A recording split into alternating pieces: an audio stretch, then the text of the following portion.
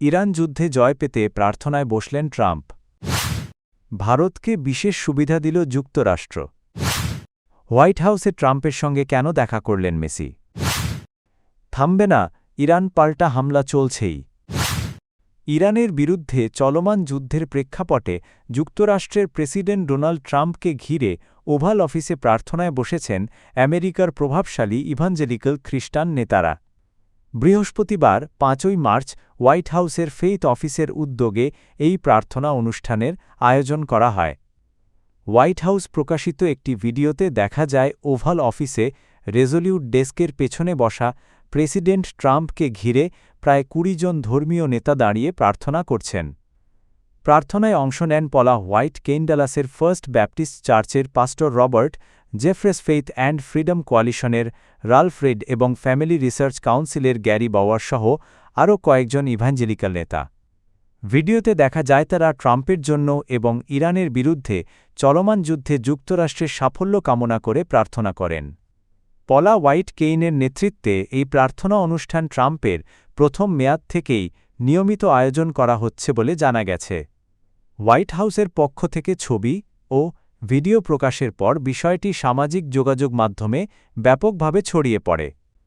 বিশ্লেষকদের মতে ইরানের বিরুদ্ধে চলমান যুদ্ধের প্রেক্ষাপটে এই প্রার্থনা অনুষ্ঠানকে অনেকেই ট্রাম্পের প্রতি ইভাঞ্জেলিক্যাল সম্প্রদায়ের রাজনৈতিক সমর্থনের প্রতীক হিসেবেও দেখছেন। রাশিয়ার তেল কেনার ক্ষেত্রে সাময়িক স্বস্তি পেয়েছে ভারত। যুক্তরাষ্ট্র ৩০ দিনের জন্য বিশেষ ছাড় দেওয়ায় ভারতীয় রিফাইনারিগুলো রাশিয়ার তেল আমদানি চালিয়ে যেতে পারবে। শুক্রবার মার্কিন ট্রেজারি সেক্রেটারি স্কট বেসেন্টে ঘোষণা দেন।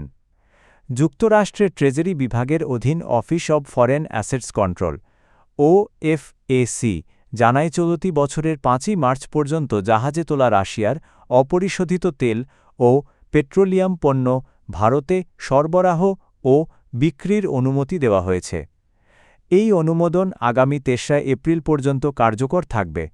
ট্রেজারি বিভাগের মতে নিষেধাজ্ঞার আওতায় থাকা জাহাজ থেকেও এই সময়ের মধ্যে লেনদেন সম্পন্ন করা যাবে।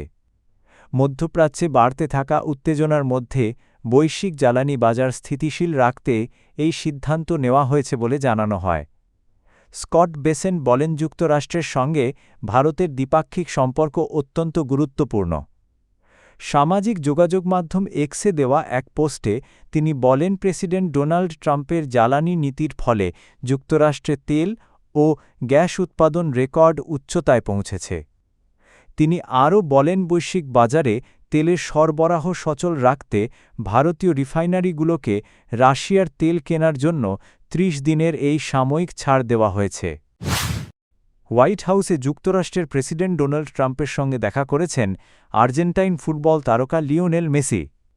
বৃহস্পতিবার ৫ই মার্চ যুক্তরাষ্ট্রের মেজর লিগ সকারে MLS প্রথমবারের মতো শিরোপা জয়ের উদযাপন উপলক্ষে আয়োজিত এক সংবর্ধনা অনুষ্ঠানে সাক্ষাৎ হয়।